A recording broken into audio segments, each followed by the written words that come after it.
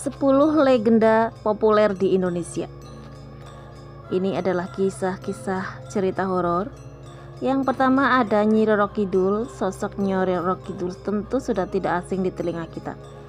Dia diyakini sebagai penguasa Laut Selatan. Sebagian orang menganggap Nyi Roro Kidul sebagai mitos dan sebagian lagi meyakini keberadaannya.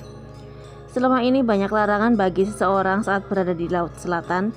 Misalnya tidak boleh memakai baju hijau. Jika dilanggar maka Nyi Roro Kidul akan membawa orang tersebut ke laut hingga hilang.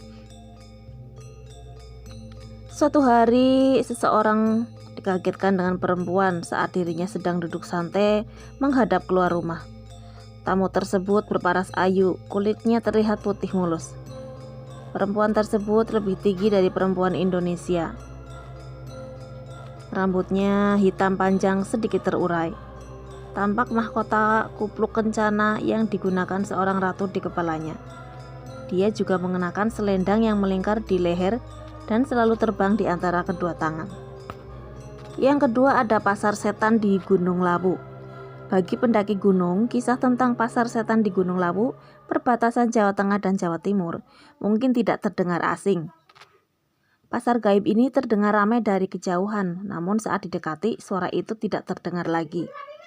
Pendaki juga mungkin akan mendengar suara gaib yang bertanya, "Mau beli apa?" Pendaki harus menjawabnya, "Bilanglah tidak," sambil melemparkan batu ke arah sumber suara. Jika tidak, maka pendaki bisa hilang ke dunia lain.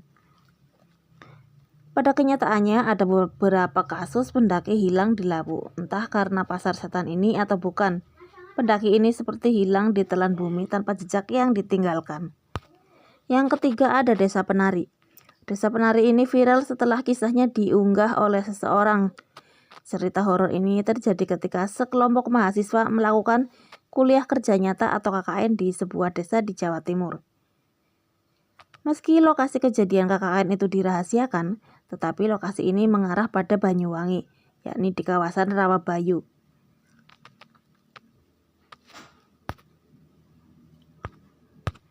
Sugito mengatakan KKN pernah diselenggarakan di wilayahnya pada tahun 2009.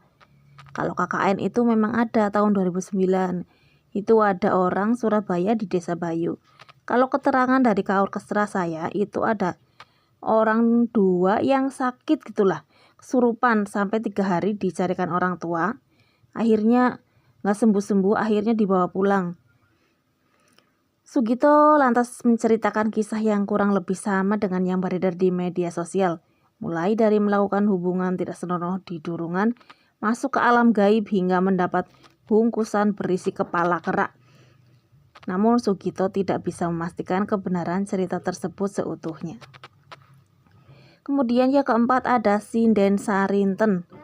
Dari Watu Kandang, Trenggalek, Jawa Timur terdapat kisah sinden bernama Sarinten yang secara turun-temurun menjadi mitos lokal. Desa Pandean, Kecamatan Dongko, diyakini merupakan tempat sakral.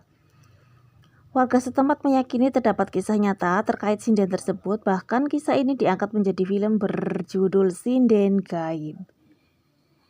Kisahnya berawal seketika sekelompok remaja membuat film di Watu Kandang, Desa Pandean. Salah satu kru melakukan hal yang dilarang, sehingga membuat seorang perempuan kesurupan dan seolah-olah bisa menari Jawa dan menyanyi seperti sinden. Setelah pulang ternyata sinden Sarinten masih mengganggu perempuan tersebut. Bahkan sosok sinden itu sudah menyatu di tubuh perempuan itu. Yang kelima ada Kuyang. Cerita horor kisah nyata selanjutnya berasal dari tanah Kalimantan. Terdapat sosok hantu yang disebut sebagai Kuyang. Di siang hari, Kuyang menjadi seperti manusia, tetapi saat malam berubah menjadi hantu menyeramkan. Kuyang mampu melepaskan kepala dari tubuhnya. Dia bisa terbang hanya dengan kepala beserta organ dalam tubuh seperti jantung, hati, dan usus.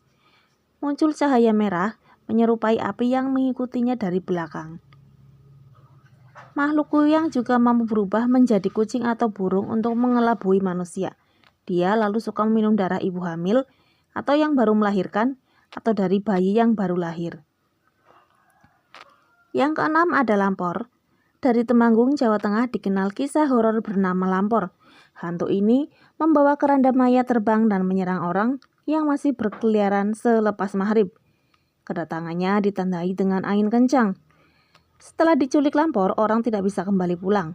Kalaupun bisa pulang, orang tersebut sudah dalam kondisi linglung atau gila. Kisah ini juga telah dibuat film. Kemudian yang ketujuh ada Wewe Gombel. Wewe Gombel sudah dikenal di berbagai daerah, tapi konon kisah ini berawal dari Semarang, Jawa Tengah. Di sana terdapat daerah bernama Gombel yang dulunya merupakan tempat pembunuhan pada masa penjajahan. Hantu ini konon adalah wanita yang dibunuh atau wanita yang bunuh diri. Kita juga masih belum tahu kebenarannya. Dia suka mencari anak-anak yang berkeliaran setelah maghrib.